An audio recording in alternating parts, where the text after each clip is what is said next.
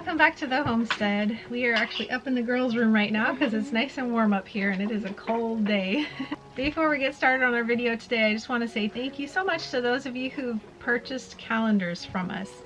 We still have our 2025 custom calendars available in our store, so if you wanted to get one and have not yet, that'll still be available for a few weeks.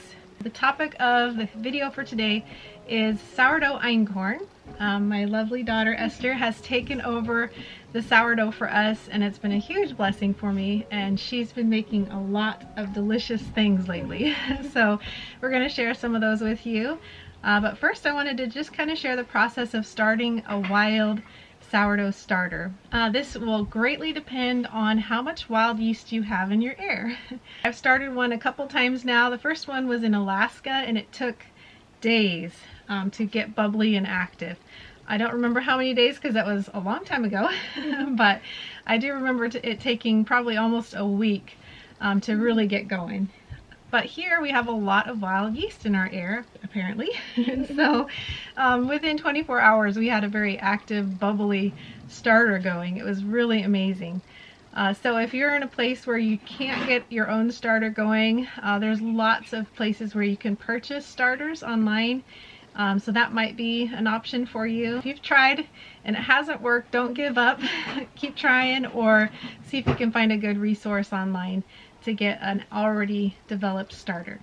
So if you've never tried making your own sourdough starter, it's a really simple process. You just mix the equal parts of flour and water together in a glass jar. Put a cloth over the top of it. You can put a rubber band around it if you want to make sure it stays on. And then you just let it sit and do its thing. And usually within 24 hours, you're going to start to see some bubbles in there. And then it's just a process from there of repeating, feeding it and watering it equal parts flour and water, mixing it up well, covering it with that cloth, and then setting it aside. And then every time your jar starts to get full, remove about half of it and feed and water it again about every 12 hours. And it really does depend a lot on the temperature in your home. If it's colder, it's going to be a lot slower process. If it's warmer, it'll go a lot quicker. If you've got a lot of wild yeast, it can go very fast. If you don't, it can take days, maybe even a couple of weeks to get a really active starter going. Some people recommend that you just throw out the extra once your jar is getting full and you need to feed and water it again, but I like to use that for making a little batch of crackers or something so it doesn't go to waste. And then once you've got an active starter, you do have to keep it alive. And remember not to use all of it. So you always hold some back when you're using sourdough. And then what's your process for keeping it healthy? I usually feed and water it twice a day. Yep, morning and evening feeding and watering it. Yep. And in the summertime when we don't bake much, we have a different process. We pull it out on Thursdays usually, feed it a couple times, and then Friday we do a whole bunch of baking, always saving back a little bit in a jar that we feed and water, and then we put that jar back in our cold box for the week ahead and pull it out again the next Thursday when we're ready to bake again. So if you don't want to have your starter out and being used on a regular basis, you can just save a little portion of it, feed and water it, and put it in your refrigerator for a number of days.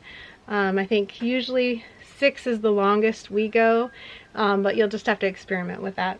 But right now we've got our cook stove going and we're baking a lot. So it's just out on the counter. We use a stumpy half-gallon jar that works really well for the starter, and whenever Esther wants to bake something, it's usually in the mornings that she'll get that going, and so she'll pull out how much starter she needs, feed and water the starter again, and then start her process for whatever she's baking.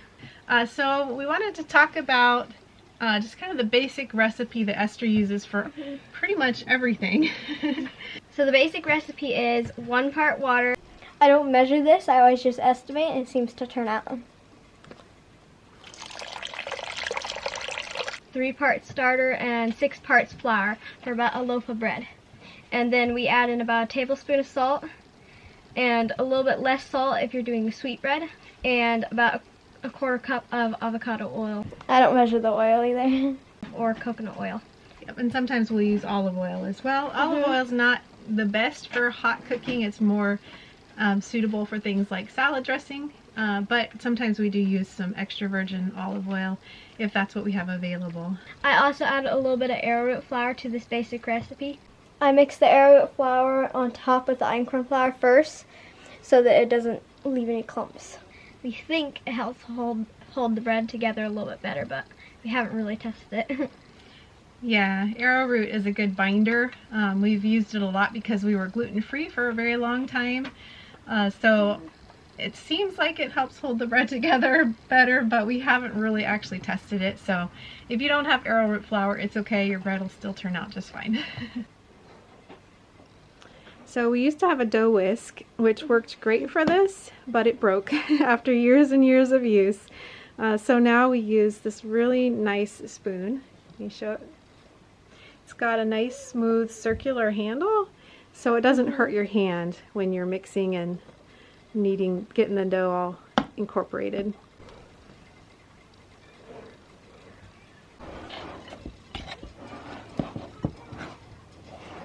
Alright, so this particular recipe is so flexible.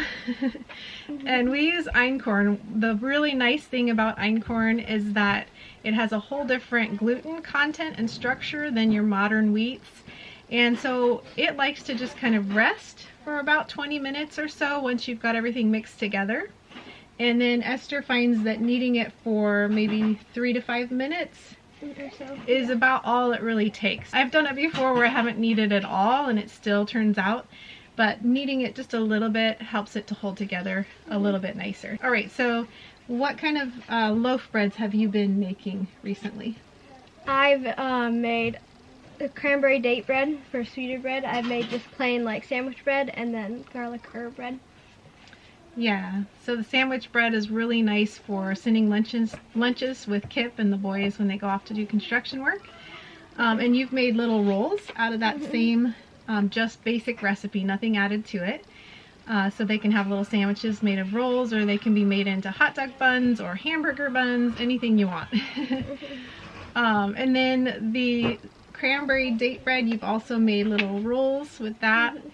And then for Thanksgiving, you made little rolls out of the garlic herb bread. Yeah, which was really nice. For the cranberry date bread, I also added a little bit of maple syrup. Yes, gives it a really nice flavor. And it's your choice whatever sweetener you use, but we really like maple syrup in them. Yes. Those are kind of the 3 main loaf breads that we've done, but you could definitely have fun with that, get creative, and add whatever you want to your loaf. The next 2 things we like to make with the recipe is pizza crust and crackers. So for pizza crust, we just make the dough, you let it sit for a few hours and rise until you're ready to make the pizza, and then we just take it and we roll it out, and however thick or thin you want to make it. And then we pre-cook it until it's almost done before you put any of the toppings on. And then when you put the toppings on, you cook it for a little bit longer. Yep. And we've had times where we kind of ran out, didn't have quite enough dough, and so it became very thin and almost was like a cracker pizza, but it was really yummy still. And you have added almond flour to the pizza crust, and that worked out really well. Just a little bit of almond flour added to it. Yep. And then for the crackers, you just use the same dough, roll it out nice and thin, and then we use a pizza cutter to cut it into the size crackers that we want, and poke a few holes in each one with a fork, and then you just bake it like you would any other crackers. Esther found that, at least for our oven, the outside crackers cooked a lot faster, so she would pull it out and get those outside crackers off and then put the middle crackers back in to finish off. If you use a baking stone, make sure you put a little bit of oil down before you put your pizza crust or crackers on so they don't stick.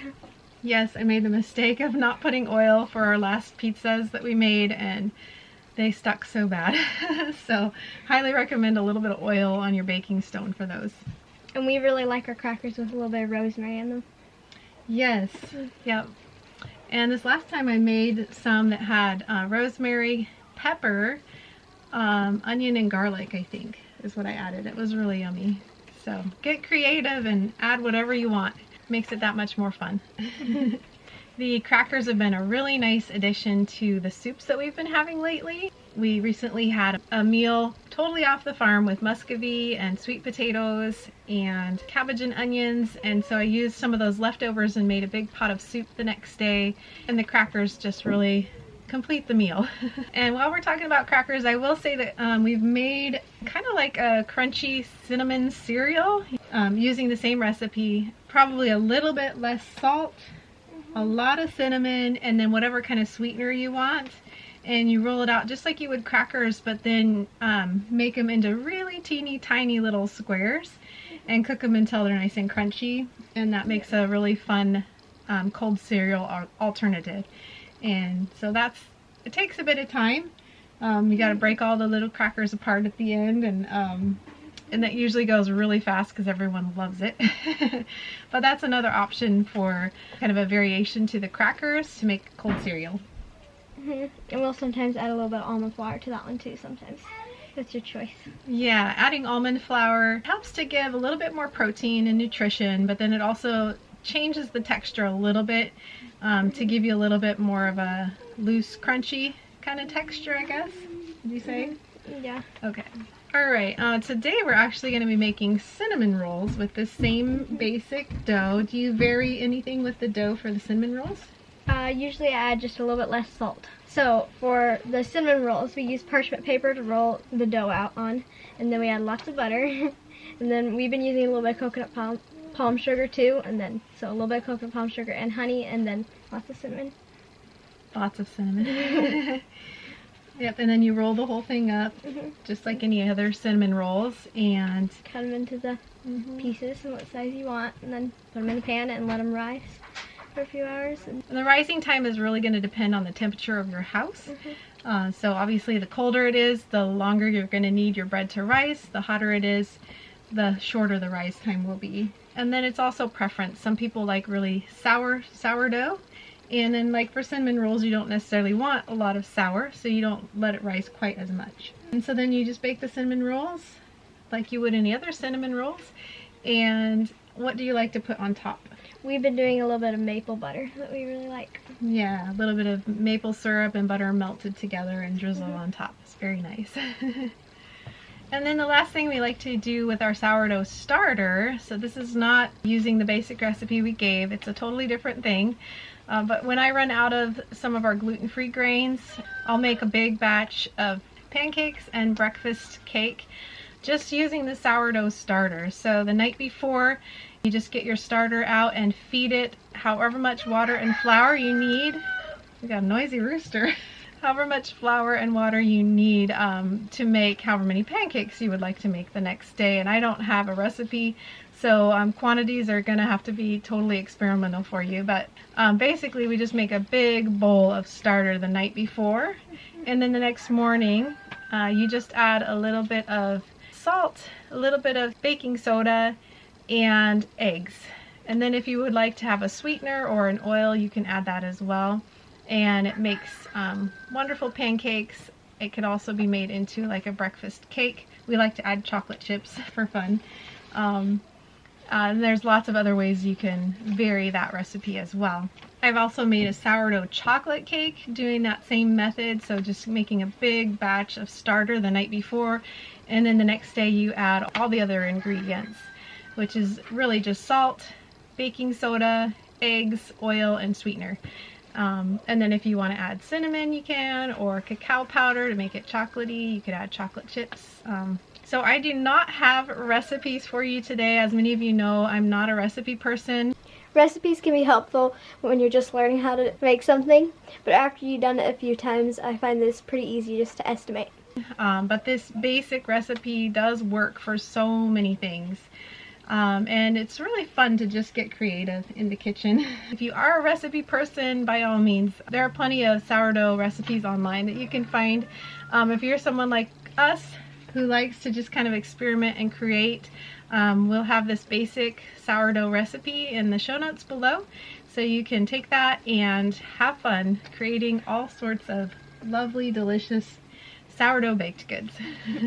And if you have any questions for us, please leave them in the comments below and we'll try to get to them. Before we go, we have some thank yous to give.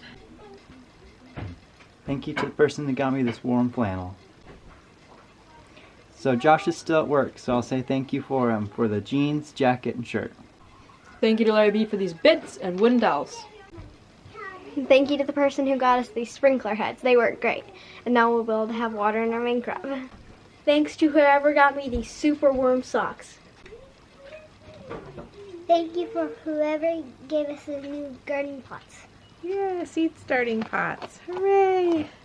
And as always, thank you so much to our patrons who make these videos possible. Thank you to those who contribute through PayPal. Thank you for all those who comment. And again, thank you to those who have bought calendars from us. We really appreciate you guys. Until next time, we pray blessings over you and yours. And whatever you do it with your whole heart.